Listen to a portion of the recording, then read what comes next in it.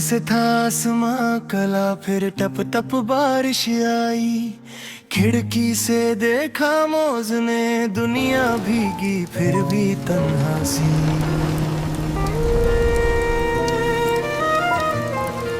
गली के कोने में बैठा एक छोटा सा पपी कांप रहा। भीग चुका था पूरा जिस्म, मौज का दिल बस रो रहा।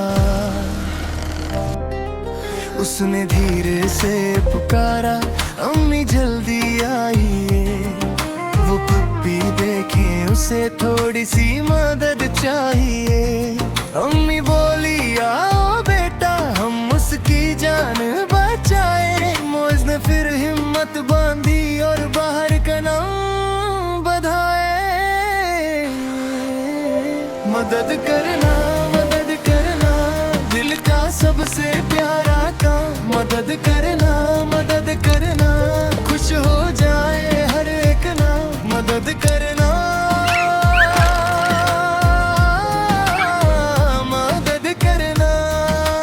मौज ने फिर सोचा, शायद उसकी फैमिली उसको ढूंढ रही हो आज।